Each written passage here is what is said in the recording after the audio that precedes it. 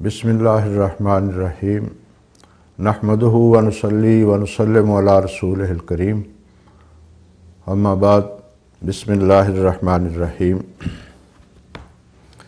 بے بسم اللہ اسم اللہ دا اہ بھی گہنا بارہ ہو نال شفاعت سرور عالم چھٹ سی عالم سارا ہو حدوں بے حد درود نبی نو جیندہ ایڈ پسارا ہو میں قربان تینا تے باہو جنا ملیا نبی سہارا ہو۔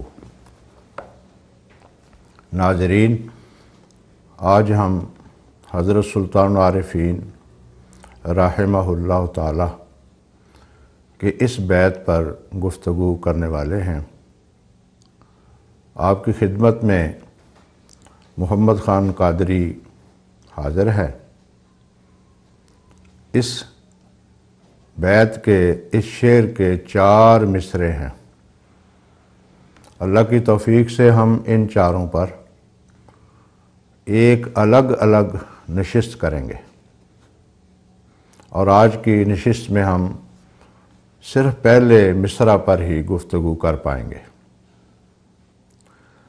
اس سے آپ کو احساس ہونا چاہیے کہ ان ابیات میں اس کے ایک ایک مصرع میں، اس کے ایک ایک لفظ میں اس عرفاء کے بادشاہ نے کس قدر علوم کے اور معرفت کے سمندروں کو سمویا ہے۔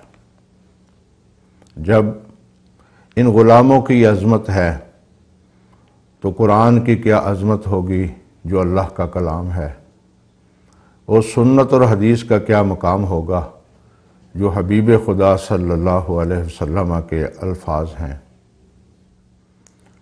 ہم تو ان بزرگوں کے اشعار اور مصروں کو ہی اگر سمجھ لیں تو انہوں نے بھی قرآن و سنت کا ایک خلاصہ، ایک نچوڑ ہمارے سامنے تعلیمات کی صورت میں رکھا ہے۔ اس کی انشاءاللہ بندہ شرح لکھ رہا ہے جو تفصیلی طور پر آپ کے سامنے آ جائے گی، لیکن آج جو اس کا پہلا مصرع ہے بے بسم اللہ، اس سے یہ بھی احساس ہوتا ہے کہ ان لوگوں کا اپنے رب سے کیا تعلق ہے کہ جو حروف ہیں ہر حرف ان کو بولتا ہوا دکھائی دیتا ہے اور وہ اپنے رب کی نشاندہی کر رہا ہے۔ اگر یہ الف کی بات کرتے ہیں تو وہاں سے بھی ان کو اللہ یاد آتا ہے، اگر یہ بے کی بات کرتے ہیں تو اس سے بھی اللہ کی طرف یہ متوجہ ہوتے ہیں۔ اور قرآن تو کہتا ہے وَإِن مِّن شَيْءٍ إِلَّا يُسَبِّحُ بِحَمْدِهِ، تمہیں اس کا علم ہونا چاہیے کہ کائنات کی ہر شے اللہ کی تسبیح پڑھتی ہے، اس کی حمد کرتی ہے، اس کی ثنا کرتی ہے، اس کی مدح کرتی ہے۔ لا تفقہون تسبیحہم، لیکن تم اس کی تسبیح کو سمجھتے نہیں۔ قرآن نے ہی بیان کیا ہے کل قد علم صلاۃ و تسبیحہ، لوگو تم اللہ کی نماز اور تسبیح سے روگرداں ہو، تم اعراض کرتے ہو۔ کائنات کی ہر شے اپنی نماز سے بھی آگاہ ہے اور اللہ کی تسبیح سے بھی آگاہ ہے۔ تو انہوں نے با سے جب بات شروع کی، بے سے جب بات شروع کی، تو آپ دیکھ رہے ہیں کہ سب سے پہلے انہوں نے توجہ دلائی کہ بے بسم اللہ۔ اور یہ جو با ہے، اگر آپ امام راضی کو ہی پڑھ لیں تو انہوں نے یہاں تک لکھا ہے کہ یہ بسم اللہ کی جو با ہے، یہ صرف آپ ایک نقطے والا حرف ہی نہ سمجھ لیں، بلکہ انہوں نے فرمایا کہ باقی کتب کے علوم سارے قرآن مجید میں آئے ہیں، اور قرآن مجید کے علوم پھر بسم اللہ میں ہیں، اور بسم اللہ کے علوم پھر بائے بسم اللہ میں ہیں۔ تو انہوں نے توجہ دلائی ہے کہ یہ جو با ہے بسم اللہ، اور پھر اللہ تک پہنچنے کا جو ذریعہ ہے وہ اس کا جو صفات ہیں ان میں سے سب سے اسم ذات جو ہے وہ لفظ اللہ ہے۔ تو قرآن مجید، بلکہ اسلام کی تعلیمات ہی یہ ہیں کہ جب بھی تم کوئی کام شروع کرو تو سب سے پہلے اپنے رب کے نام کی برکت حاصل کرو، اپنے رب کے نام سے مدد حاصل کرو۔ مثلا ہم تعلیم ہے بسم اللہ الرحمن الرحیم، آپ اسی کو دیکھ لیں تو اس میں یہ تعلیم ہے کہ بندے یہ تیرا کام جو ابتدا جس کی تو کر رہا ہے، اس کی ابتدا بھی اللہ کی رحمت سے ہے، اس کا وسط بھی اللہ کی رحمت سے ہوگا، اور اس کا اختتام بھی اللہ کی مدد سے ہی ہوگا۔ اگر ہم اس شعور کے ساتھ ہر اچھے کام سے پہلے بسم اللہ کا وظیفہ ہی اپنا لیں تو میری اور آپ کی صبح و شام کی زندگی بدل جائے۔ یہ بھی ایک اللہ کے ذکر کی صورت ہے، اللہ کی یاد دہانی کی صورت ہے۔ اور فرمایا کہ یہ جو لفظ اللہ ہے یہ گہنا کہتے ہیں قیمتی زیور کو۔ لفظ اللہ سے بڑھ کر اس کائنات میں کوئی قیمتی چیز نہیں۔ جیسے کہ میں نے عرض کیا کہ باقی سارے اسماء صفات ہیں، اور یہ لفظ مبارک اس کو کہا جاتا ہے اسم جلالت، یعنی عرفاء کی زبان میں اس کو اسم جلالت کہتے ہیں، بزرگی والا نام۔ اور یہ اس کائنات کی سب سے بڑی حقیقت کا اسم گرامی ہے، بلکہ حقیقت الحقائق کہوں میں، اس کا یہ اسم ذات ہے لفظ اللہ۔ مجھے اور آپ کو تو اس سے بلکہ پورے صفحے پڑھ جائیں تو کوئی شعور نہیں ملتا، اور یہ جو عرفاء ہیں یہ لفظ اللہ ہی سے سارا کچھ پاتے ہیں، کیونکہ یہ لفظ اللہ جامع ہے، یعنی باقی جتنے الفاظ مبارکہ اللہ پاک کے لیے ہم استعمال کرتے ہیں، غفور ہے، رحیم ہے، قہار ہے، ستار ہے، جبار ہے، ان تمام کو یہ اندر اپنے سموئے ہوئے ہے۔ مثلا حضور علیہ السلام سے ایک صحابی نے پوچھا کہ اگر میں چاہوں کہ میں ایسے نام سے دعا کروں کہ جو جامع ہو، تو آپ نے فرمایا اللہم کے ساتھ دعا کیا کرو۔ اب اللہم جو لفظ ہے اگر آپ اس کی اصل کی طرف جائیں تو علماء نحو نے یہ بات لکھی ہے کہ یہ اللہم اصل میں یا اللہ ہے، اور یا کو میم مشدد کے ساتھ بدل کر لفظ اللہ کے آخر میں لگا دیا گیا تو یہ بن گیا اللہم۔ اب کوئی صاحب معرفت اس کو سمجھ سکتا ہے، ورنہ یہ ضابطہ سوائے اس لفظ کے کہیں اور نہیں ملتا کہ یا اللہ کے یا کو میم مشدد بنا کر آخر میں لگا دیا۔ کہیں ایسا نہ ہو کہ ہر جگہ پر اللہ پاک کا فرمان ہے کہ حضور کو کہا کہ اے حبیب صلی اللہ علیہ وسلم جب بھی آپ کا ذکر ہوگا، جب بھی میرا ذکر ہوگا، ساتھ ہی آپ کا ذکر بھی ہوگا۔ یعنی اللہ کریم نے حضور کے ذکر کو اپنے ذکر کے ساتھ متصل فرمایا ہے۔ جس طرح کہ حضرت حسان کہتے ہیں کہ ذرا شروع ہو جاؤ، آپ تمام اعمال کو دیکھو، ان میں اللہ کریم نے خطبوں میں، اذانوں میں، نکاح کی صورت میں، درود پاک کی صورت میں، ہر جگہ پر نماز میں اللہ نے اپنے حبیب پاک کا نام بھی اپنے ساتھ متصل فرمایا۔ وَرَفَعْنَا لَكَ ذِكْرَكَ کی ایک تفسیر یہ ہے اذا ذکرت ذکرت معی، اے نبی جب بھی میرا ذکر ہوگا ساتھ ہی تیرا ذکر بھی ہوگا۔ تو کہیں میرا ذہن اس طرف جاتا ہے کہ اللہم کا معاملہ بھی کہیں ایسا نہ ہو، کیونکہ اس میں بھی اللہ پاک چاہتے ہوں کہ میرے ذکر کے ساتھ میرے محمد کا ذکر بھی آئے۔ تو لفظ اللہم کو حضور نے جامع کلمہ قرار دیا۔ اہل علم کی اس بارے میں آپ آراء پڑھیں کہ اسم اعظم کون سا لفظ ہے، تو اس میں محققین جو ہیں اہل معرفت میں سے خود حضرت سلطان عارفین بھی اس بات کے قائل ہیں کہ اسم اعظم تمام اسماء الہیہ میں سے یہ اسم پاک ہے۔ حضور شہنشاہ بغداد شیخ عبد القادر جیلانی سے یہی سوال ہوا کہ حضور اسم اعظم کون سا ہے، تو آپ نے فرمایا کہ لفظ اللہ یہ اسم اعظم ہے، بشرطے کہ تیرا دل باقی ما سوا سے فارغ ہو جائے، یعنی سب کچھ تو اللہ کو سمجھے اور اسی کی طرف رجوع کرے، وہی تیرا مولا ہو، تو اسی کا غلام ہو، اسی کی سنے، تو اسی کے اتباع کرے اور اسی کی طرف اپنی حاجت مندی جب اتنی پختگی فرمایا آ جائے گی تو یہی لفظ اسم اعظم ہے۔ بعض اہل علم نے یہاں تک لکھا ہے کہ لفظ اللہ کی برکات کو سمجھنا ہو تو یوں سمجھو کہ اگر یہ اسم مبارک زمین پر گرے اور اس کی نورانیت، تجلیات، انوار و برکات اللہ کریم اگر اٹھا نہ لے تو اسی وقت زمین و آسمان آپس میں ٹکرا جائیں۔ یعنی ہم اس نام کو لیتے ہیں لیکن کبھی احساس ہمارا نہیں ہوا کہ ہم کون سا مبارک اور مقدس نام لے رہے ہیں، اور یہ کتنا قیمتی لفظ ہے، یہ کتنا اہم اور جامع لفظ ہے جس کا تذکرہ ہم کر رہے ہیں۔ آپ پڑھیے حضرت امام اعظم ابو حنیفہ کو، پڑھیے دیگر ائمہ کو کہ جو اسلام اور شعور کے لوگ تھے، جن کو ان الفاظ کے معنویت سے تعلق بنا، وہ اس نام کو سچی قسم کے لیے بھی استعمال نہیں کرتے تھے۔ گھاٹا قبول ہے، خسارہ قبول ہے، لیکن فرماتے تھے کہ میں اس لفظ اللہ کو اپنے مال تجارت کے لیے استعمال نہیں کر رہا، کیونکہ یہ میرے خالق کا نام ہے۔ اب آپ حدیث کا پڑھیں تو ان میں حضور علیہ الصلوۃ والتسلیم نے بات کو پختہ کرنے کے لیے تاکہ امت اس بات کا احساس کرے، اس وقت سرور عالم صلی اللہ علیہ وسلم قسم اٹھا کے بات کرتے ہیں، اور قرآن کریم نے بار بار حدیث نے ہمیں کہا ہے کہ تم اگر اللہ کا نام لے کر قسمیں اٹھا کر تم اپنا تجارت کرو گے تو بعض اوقات تو جھوٹ بولنے سے اس کی برکات جو ہیں وہ ختم ہو جائیں گی اور رزق میں کمی آتی ہے۔ مثلا لفظ اللہ کا احترام، اور اسی لفظ کو یہاں بھی وہ توجہ دلا رہے ہیں کہ بھائی لفظ اللہ لوگوں تمہیں بہت بڑی نعمت سب سے اللہ پاک نے یہ عطا کی ہے، اور یہ جامع لفظ ہے۔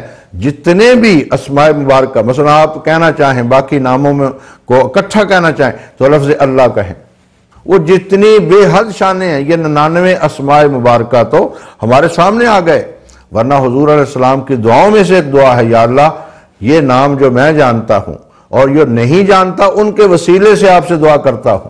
تو اللہ پاک کے جو اسماء مبارکہ ہیں وہ لا تعداد ہیں، وہ غیر محدود ہیں۔ جس طرح ہمارے رب کی ذات غیر محدود ہے، اسی طرح اس کے اسماء مبارکہ بھی غیر محدود ہیں۔ چلو 99 کو اگر آپ سامنے رکھ لو تو ان کی ایک ایک صفت کو آپ پڑھ کے دیکھ لو، اور ان تمام کے بعد لفظ اللہ یہ تمام الفاظ کا جامع ہے۔ جس طرح لفظ محمد صلی اللہ علیہ وسلم آپ کی حضور کے جتنے اسماء مبارکہ ہیں ان کو وہ اسم مبارک جو ہے وہ جامع ہے۔ اور پھر یہ اتنی بڑی حقیقت ہے، معاشرے کس قدر بدلے آپ جانتے ہیں، حالتیں آئیں، دور جاہلیت قرآن نے بھی کہا، جب کسی کی پہچان نہیں تھی، کوئی صورتیں نہیں تھی، کوئی حقائق نہیں تھے، اس موقع پر بھی اگر اللہ نے اپنے نام کی حفاظت کی ہے تو اس پر ہم قربان جائیں۔ یعنی جاہلیت کے دور میں بھی لات نام رکھا، کسی نے منات نام رکھا، کسی نے عزا نام رکھا، پتہ نہیں کیا کیا لوگوں نے اپنے بتوں کے خداؤں کے نام رکھے، لیکن ذرا جب سے تخلیق انسانیت ہوئی ہے وہاں سے لے کے اب تک ذرا اس کا مطالعہ کرو، لفظ اللہ اسی ذات کے لیے بولا جاتا ہے جس کی نشاندہی محمد رسول اللہ نے کی ہے، جس کی نشاندہی انبیاء نے کی ہے، جس کی نشاندہی عقل و فطرت نے کی ہے، وہی لفظ اللہ۔ اور قرآن مجید میں حضور علیہ السلام سے کہا گیا کہ ان مخالفین سے ذرا پوچھئے وَلَئِن سَأَلْتَهُم مَّنْ خَلَقَ السَّمَاوَاتِ وَالْأَرْضَ لَيَقُولُنَّ اللَّهُ، ان سے پوچھئے زمین و آسمان کا خالق کون ہے، یہ کہیں گے اللہ۔ وَلَئِن سَأَلْتَهُم مَّن نَّزَّلَ مِنَ السَّمَاءِ مَاءً، ان سے ذرا پوچھئے کہ آسمان سے بارش کون نازل کرتا ہے، تو کہیں گے اللہ۔ یہ لفظ اللہ، یعنی پوری کائنات میں اس کی اس قدر حفاظت ہوئی ہے کہ یہ صرف اسی رب پر بولا جاتا ہے جس کے بارے میں آج سلطان العارفین کہہ رہے ہیں کہ بے بسم اللہ، یہ اللہ کا نام ہے، یہ اللہ کا اسم گرامی ہے اور اس میں ذات ہے، اور یہ سب سے بڑا جامع لفظ ہے۔ اور ایک اور چیز کی طرف بھی میرا خیال ہے حضرت توجہ دلا رہے ہیں جس کی طرف ہمیں متوجہ ہونا چاہیے۔ ناظرین یہاں ایک بریک لیتے ہیں، اس کے بعد گفتگو جاری رہے گی۔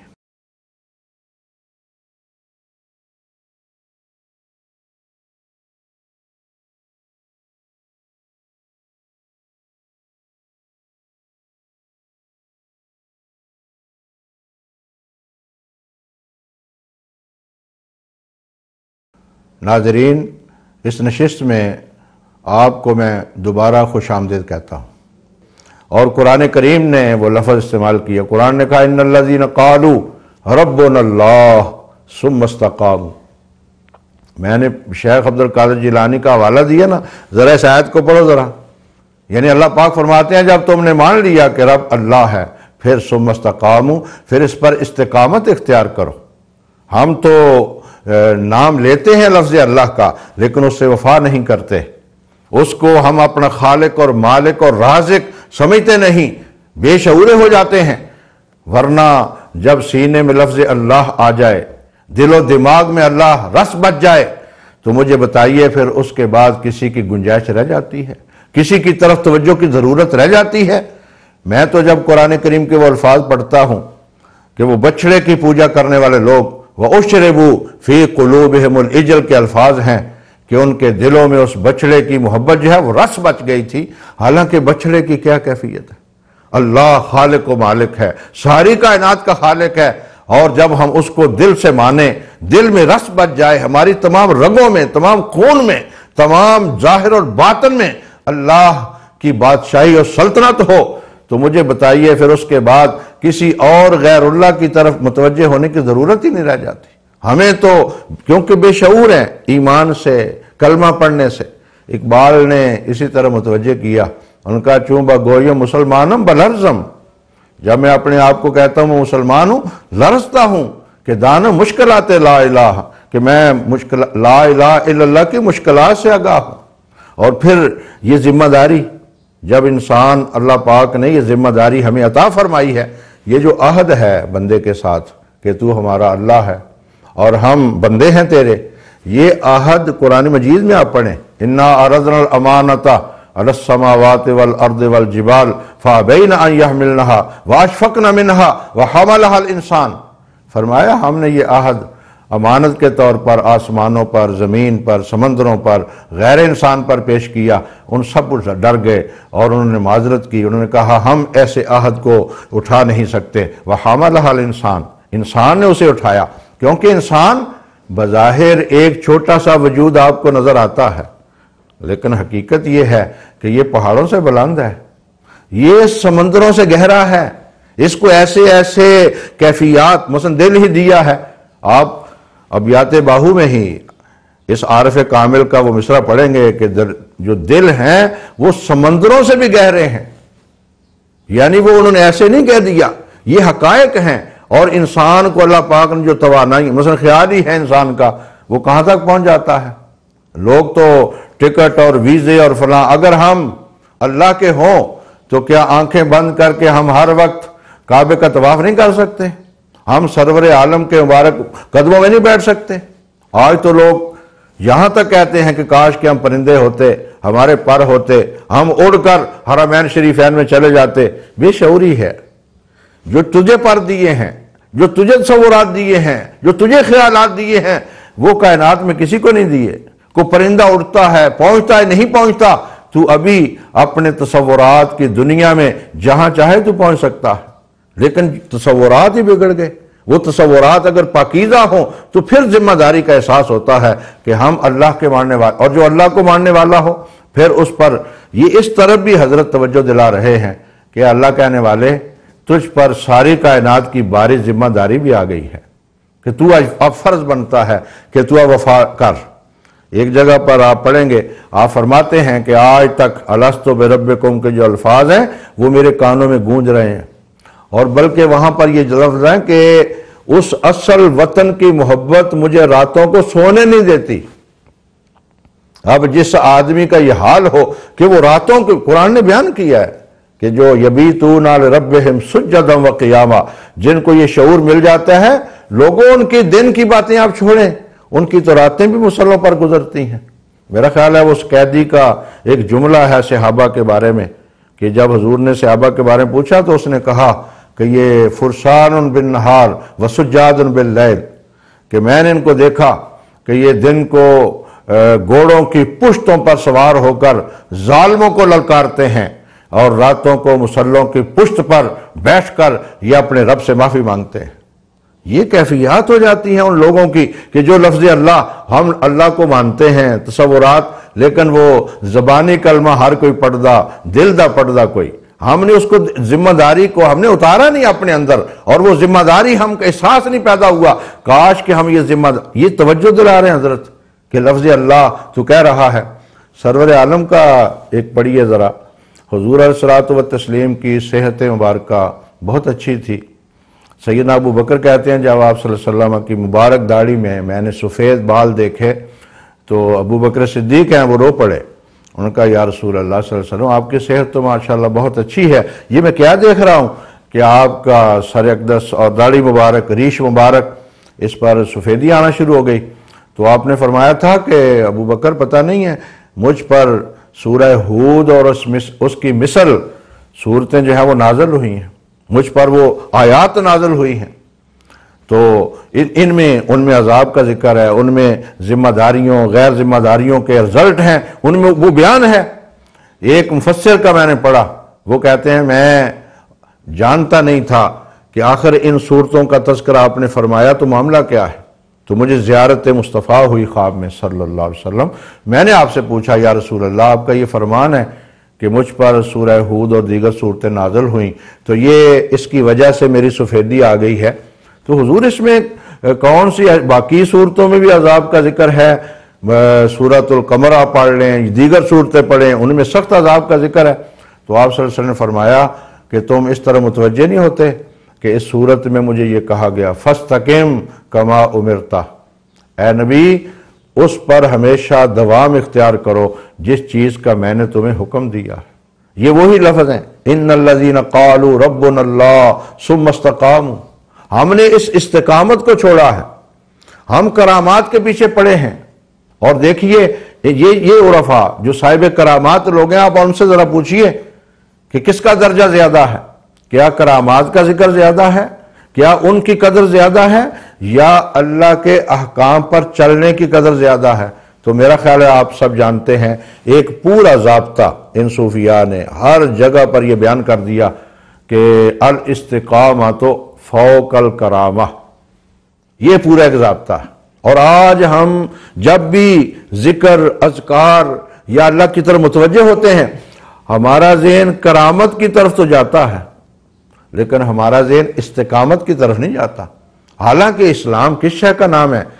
میں ایک جملہ خلاصتاً عرض کرتا ہوں، مطلوب عمل ہے، روحانیت مطلوب نہیں۔ اللہ کریم پیدا کر دے، جس طرح عارف کھڑی نے کہا کہ مالک دا کم پانی دینا بار بار مشکاں پاوے، مالک دا کم پھل پھل لانا لاوے یا نہ لاوے۔ مثلا میں ہی بھی نماز پڑھتا ہوں، سلطان عارفین بھی نماز پڑھتے ہیں، لیکن ان کی نماز کی کیفیات جو ہیں وہ میری کیفیات تو نہیں ہو سکتی۔ اب ان کے ثمرات، ان کے رزلٹ، ان کے نتائج وہ اللہ کریم نے ان کے مطابق، ہمیں ہمارے مطابق، ہمیں بجائے اس کے کہ ہم ذکر و اذکار سے اپنی کرامات کی طرف متوجہ ہوں، ہمیں توجہ کرنی ہے استقامت کی طرف۔ کیا اس بزرگ کی بات آپ تک نہیں پہنچی کہ جن کسی نے نام باغزی بستامی کا لیا کہ ان کے پاس ایک شخص آیا، عرصہ تک رہا، جی میں جا رہا ہوں۔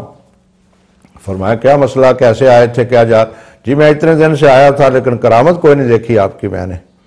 تو آپ نے فرمایا بیٹھو بیٹے، اتنی عرصہ تم میرے پاس رہے ہو، کیا تم نے دیکھا کہ میں نے کوئی ایسا عمل کیا ہو جو اللہ اور اس کے رسول کی شریعت کے خلاف ہو؟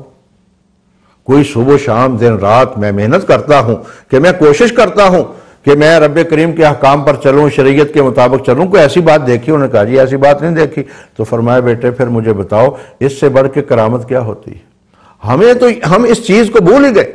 یہ جو خواجہ بہاؤالدین زکریہ ملتانی ہیں رحمہ اللہ، ان کے حالات میں یہ بات لکھی ہے کہ کس شخص نے آپ سے پوچھا کہ حضرت آپ کی میں نے کوئی کرامت نہیں دیکھی، تو آپ نے فی الفور آپ نے فرمایا، کرامت کا معنی ہوتا ہے عزت، اللہ کے ہاں بندے کی عزت۔ فرمایا اس زمین پر صحت و تندرستی کے ساتھ جو میں چلتا پھرتا ہوں صبح شام، کیا یہ میری کرامت نہیں ہے؟ یہ اللہ کے ہاں میری عزت نہیں ہے؟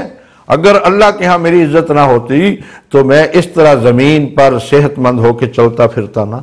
یعنی ہم نے کرامت کا مفہوم بھی غلط لے لیا ہے، جس کی وجہ سے آج ہم پریشان ہیں۔ کیا ہر کرامت یہی ہوگی کہ ہر شخص پہ جبریل امین اترنا شروع ہو جائے؟ بھائی سب سے بڑی کرامت یہ ہے کہ انسان اپنے رب کے احکام کی صبح و شام دن رات استقامت کے ساتھ پابندی کرے۔ اور حضرت سلطان عارفین رحمہ اللہ توجہ دلا رہے، تو آپ نے ذرا جملہ پڑھا سرور عالم کا کہ آپ نے فرمایا کہ اس لیے میرے بال سفید ہوئے کہ رب نے مجھے ذمہ داری دی اور کہا ہے نبی جو میرے احکام ہیں ان پر استقامت کے ساتھ چلو۔ اور بلکہ آپ صلی اللہ علیہ وسلم تو سجدہ کی حالت میں یہ جو نوافل آپ پڑھتے ہیں، ہم پڑھتے ہیں، سنن پڑھتے ہیں، تراویح پڑھتے ہیں، ان میں سجدوں میں دعا کر سکتے آدمی۔ سرور عالم ایک دعا کیا کرتے تھے، وہ دعا ہے یا مقلب القلوب ثبت قلبی علی دینک، اے دلوں کو پھیرنے والے مہربانی فرما میرے دل کو اپنے دین پر استقامت عطا فرما۔ بعض روایات میں طاعت کا لفظ ہے کہ اللہ مجھے اپنی طاعت پر استقامت کی توفیق عطا فرما۔ یہ اتنی بڑی نعمت ہے جس شخص کو جب وہ آیت مبارکہ نازل ہوئی افمن شرح اللہ صدرہ للاسلام۔ محترم ناظرین، یہاں ایک چھوٹا سا وقفہ لیتے ہیں، آپ ہمارے ساتھ ہی رہیے۔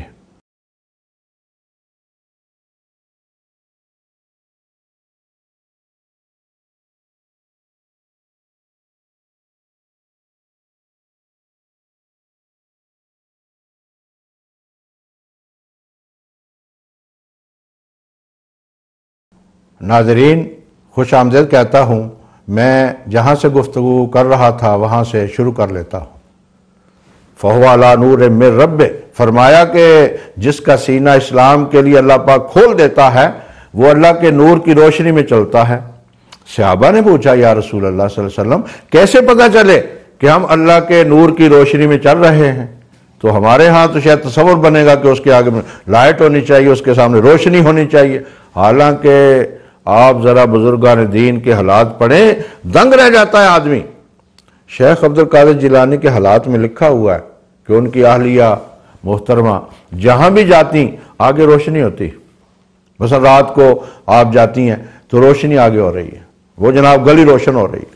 آپ نے حضرت سے عرض کیا کہ میں یہ کیفیت دیکھتی ہوں کہ جدھر میں جانتی ہوں تاریکی میں روشنی ہو جاتی ہے، تو بجائے اس کے اگر ہم ہوتے تو ہم تو پتہ نہیں اسے کرامت بنا لیتے، پوری کائنات کے سامنے ڈنڈورا پیٹتے کہ دیکھو ہمیں کتنا مقام مل گیا ہے، کتنی عظمتیں مل گئی ہیں۔ لیکن وہ باشعور لوگ جن کو استقامت کی توفیق نصیب ہوئی، جن کو ان ذمہ داریوں کا احساس ہو گیا، انہوں نے آگے سے فرمایا کہ تم بھی دعا کرو، میں بھی دعا کرتا ہوں، یہ شیطان ہے، اللہ کریم اس کے وسوسے اور اس کے حملے سے آپ کو محفوظ کرے۔ یعنی ہم ان چیزوں کو بے شک پتہ نہیں کیا کہ ہمارا ذہن کس طرف چلا جاتا ہے، اور وہ لوگ ہیں متوجہ ہوتے ہیں اس پر کہ بھائی کہیں اللہ کی بارگاہ میں ہمیں پریشانی نہ بن جائے۔ اور اسی طرف یہ سلطان عارفین جو متوجہ کر رہے ہیں کہ اللہ کا شکر کر، تجھے یہ لفظ اللہ قرآن کریم نے بھی توجہ دلائی ہے نا کہ اگر تمہیں ایمان کی دولت سورہ حجرات میں اللہ پاک نے ایک مقام پر تو یہ کہا نا لَقَدْ مَنَّ اللَّهُ عَلَى الْمُؤْمِنِينَ، لوگو شکر کرو کہ اللہ نے تمہیں حضور جیسی نعمت عطا کی۔ اور آگے سورۃ الحجرات میں ایک جگہ کہا کہ لوگو اگر تمہارے سینوں میں ایمان داخل ہو جاتا ہے تو یہ بھی اللہ کریم کا احسان ہے، بَلِ اللَّهُ يَمُنُّ عَلَيْكُمْ أَنْ هَدَاكُمْ لِلْإِيمَانِ، یہ بھی ایمان کی نعمت اگر نصیب ہو جائے۔ اور ایمان میں بنیاد کیا ہے؟ لفظ اللہ۔ اگر ہم اس جامع لفظ سمجھ لیں، اس کو سب سے بابرکت سمجھ لیں، اگر اس کے حسن، اس کے کمال، اس کے جمال، اس کی خوبصورتی، اس کے ساتھ پیار کریں اور اس سے نکلنے والے انوار و تجلیات، وہ جو تمام شانیں ہیں اللہ پاک کی، ان کو ہم سامنے رکھیں، ان کا ذکر کریں، اور پھر ان سے جو ہمیں سبق دیا گیا ہے اس شریعت کا رنگ ہم اپنے اوپر اس چڑھا لیں۔ بس رب دیکھتا ہے، اعمال کو درست کر لیں، رب سنتا ہے، ہم اپنے جذبات کو درست کر لیں، ہم اپنے خیالات کو درست کر لیں، اور ظاہر باطن کو اگر ہم پاکیزہ کر کے اسلام کے پر استقامت کے ساتھ چلیں، تو ابھی میں نے عرض کیا کہ تمام اہل معرفت نے یہ ضابطہ بیان کیا اور قرآن و سنت کی روشنی میں بیان کیا ہے کہ الاستقامت فوق الکرامت، کہ لوگوں شریعت پر پختگی کے ساتھ چلنا یہ کرامت سے اگلا درجہ ہے۔ اسی لیے آپ جن لوگوں کو بھی پڑھو وہ کہیں گے پہلے شریعت ہے اور اس کے بعد پھر طریقت ہے، پھر حقیقت ہے۔ یعنی کیا مطلب کہ شریعت کے پھر ثمرات ہیں، اور میں وہ آپ کو سمجھا چکا ہوں کہ وہ ثمرات جس پر اللہ چاہے وہ عطا فرمائے۔ بعض اوقات انسان کا نا، بس یہ اسم اعظم کی بات ہی ہے، میں ایسے شخص سے زندگی میں ملا ہوں جس کے پاس یہ تھا، اس پر غلط مقدمہ ہوا، پولیس نے اس شخص پر تشدد کیا، لیکن اس شخص نے اسم اعظم کو استعمال نہیں کیا۔ آپ ذرا دیکھیں نا، مثلا دیکھو مجھے اور آپ کو کیسے مل جائے، کیونکہ ہمارے اندر تو اتنی وسعت ظرف ہی نہیں ہے۔ اللہ کریم جس کو عطا، ویسے شیخ عبد القادر جیلانی کو یا حضرت سلطان عارفین کو یہ درجے دیے ہیں، تو یہ تو سمندر پی جانے والے لوگ ہیں۔ یہ تو نہیں کہ جناب ہر جگہ پر اپنی کرامات کا ڈھنڈورا پیٹتے پھریں۔ ابھی میں نے ذکر کیا کہ وہ تو دعا کرتے ہیں کہ اللہ پاک کہیں ایسے نہ ہو کہ یہ شیطان کے حملے ہوں اور ان سے بچیں۔ تو اس مصرع میں آپ نے لفظ اللہ کی شانیں، عظمتیں، اس کی جامعیت اسے بیان کیا، اور دوسری طرف یہ توجہ دلائی کہ تم پر یہ ذمہ داری بن گئی۔ جب تم نے لفظ اللہ کہا، اللہ کو مان لیا، تو اب تمہیں چاہیے کہ استقامت کے ساتھ، کیونکہ سب سے قیمتی متاع اگر انسان کو ملے تو قرآن نے کہا نا لَتُسْأَلُنَّ يَوْمَئِذٍ عَنِ النَّعِيمِ، قیامت کو ہم پوچھیں گے کہ بندے تجھے ہم نے یہ نعمت عطا کی۔ اب کافر کو وہ نعمت نصیب نہیں ہے جو ایک مومن کو نصیب ہوئی، اور اللہ پاک نے اس کو ایمان کی نعمت، ایمان کی دولت، ایمان کی کیفیت عطا کی، اور اس کی بنیاد آپ جانتے ہیں توحید ہے، لا الہ الا اللہ ہے۔ اور اللہ کو ماننا، کاش کے قرآن کے الفاظ ان الذین قالوا ربنا اللہ ثم استقاموا، بلکہ ایک صحابی نے جب آپ سے پوچھا یا رسول اللہ صلی اللہ علیہ وسلم مجھے کون سی بات ایسی ایک فرما دیجئے، تو آپ نے فرمایا کہ قل آمنت باللہ ثم استقم، کہ کہہ اللہ میرا اللہ ہے، اور اس کے بعد پھر اس کے کہنے پر آ جا اور استقامت کے ساتھ چل۔ اور جب شرع صدر کی بات صحابہ نے کی تو آپ نے یہی فرمایا تھا کہ اگر اس دنیا کو تم عارضی سمجھو اور اس جہان کو تم دائمی سمجھو اور اس کے لیے اسلام کے مطابق زندگی بسر کرنا شروع کر دو، تو فرمایا یہی اللہ کے نور کی روشنی میں چلنا ہے۔ ہمیں بھی جب ہم مسلمان ہیں، ہم اللہ کو ماننے والے ہیں، اس پر اللہ کا شکر ادا کرنا چاہیے کہ اس نے ہمیں یہ عظیم نعمت عطا فرمائی ایمان کی صورت میں۔ ہم اللہ کو مانتے ہیں، حضور کو مانتے ہیں، قیامت کو مانتے ہیں، آخرت کو مانتے ہیں، اور پھر آپ سلطان العارفین کے کلام میں پڑھیں گے کہ آپ نے توجہ دلائی ہے کہ لوگوں ساری اپنی زندگی کی جو عبادات ہیں وہ صرف اللہ کے لیے کرنی ہے، مخلوق کے لیے نہیں کرنی۔ یعنی اس کی ذات سے پیار کرو، اس سے محبت کرو، اور جب یہ کیفیت انسان کے اندر آ جائے اور پھر وہ شریعت کے مطابق اپنی زندگی کو ڈالنا شروع کر دے، اسی کی طرف حضرت سلطان عارفین متوجہ کر رہے ہیں کہ کہیں ایسے نہ ہو کہ تم زبان سے اللہ کا ذکر کرتے رہو، یہ حلق سے نیچے نہ جائے، یہ کہیں تمہارا دل سے خالی رہے۔ یہ جو لفظ ہیں الا بذکر اللہ تطمئن القلوب، کہ دل اللہ کے ذکر سے مطمئن ہوتے ہیں، وہ کب ہوگا؟ کہ جب دل میں اللہ داخل ہو۔ تو لفظ اللہ ذکر بظاہر بھی ہم اس لیے کرتے ہیں تاکہ ہمارے دل میں جو زنگ ہے وہ دھلے اور اللہ ہمارے سینوں میں داخل ہو جائے، اور جس کو پھر اللہ کی نعمت نصیب ہو جائے، اللہ کی ذات نصیب ہو جائے، اس سے تعلق نصیب ہو جائے، مجھے بتائیے پھر اس کو کس قدر ہم دنیا میں اگر کسی آدمی کو اپنے سینے میں آباد کر لیں تو ہم اس کی شکل، اس کی عقل، اس کے مطابق چلنا شروع کر دیتے ہیں۔ چاہے جائے کہ ہمارے سینے میں اللہ، اس کا رسول آئے۔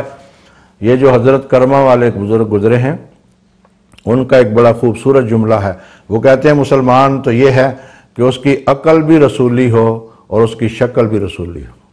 اب مجھے بتائیے، یعنی ظاہر و باطن پھر ایک ہو جاتا ہے، اس کا تضاد ختم ہو جاتا ہے، اور پھر ہم کاش کہ اس چیز کا احساس کریں کہ ہمارے اندر لفظ اللہ ہماری زبان سے بھی ادا ہو، اور کاش کہ ہماری زبان ہمارے دل کی ترجمانی کرے۔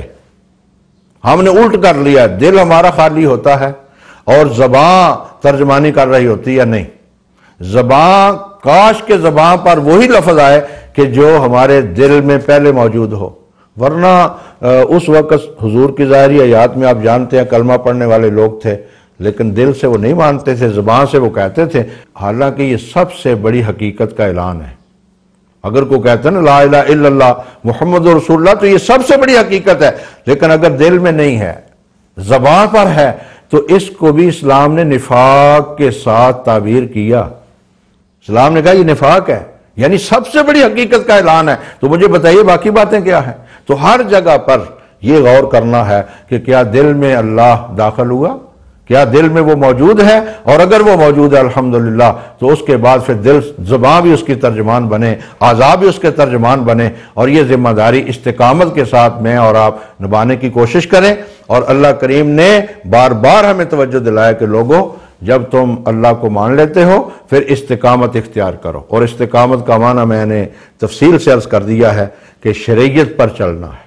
اللہ کے حضور نے جو شریعت لائی ہے، اگر اس سے بڑھ کر بھی کوئی نعمت ہوتی تو حضور کو وہ اللہ عطا کرتا۔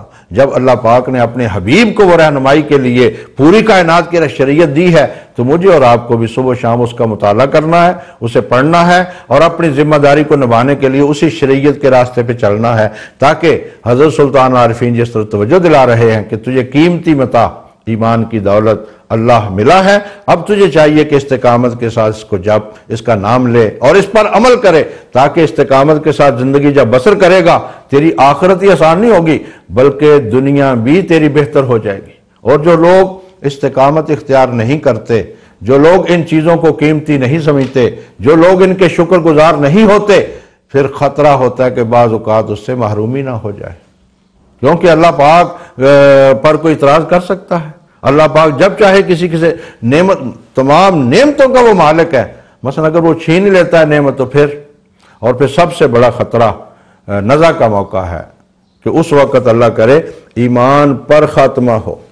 یہ بھی اللہ وہی اسی کو یثبت اللہ الذین آمنوا بالقول الثابت، قرآن کریم نے کہا ہے کہ جو آدمی اس دنیا میں استقامت کے ساتھ رہے گا ہر مرحلہ پر میں اس کو استقامت کی توفیق عطا کروں گا، یعنی ثابت قدم رکھنا یہ بھی اللہ ہی کی شان ہے۔ تو آئیے میں اور آپ ان چیزوں کو شعور کے ساتھ پڑھیں۔ حضرت سلطان العارفین کا پہلا مصرع ہی جو آج کا بیت میں نے پڑھا تھا وہ توجہ دلا رہا ہے کہ بندے اپنے ایمان کی قدر و منزلت کر، خصوصاً اپنے رب کی شانیں عظمتیں پڑھ، ان کا مطالعہ کر اور استقامت کے ساتھ ان پر شریعت پر چل، تاکہ تیری دنیا اور آخرت بہتر ہو جائے۔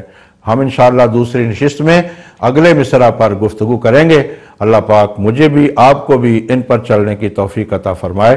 وآخر دعوانا ان الحمدللہ رب العالمین۔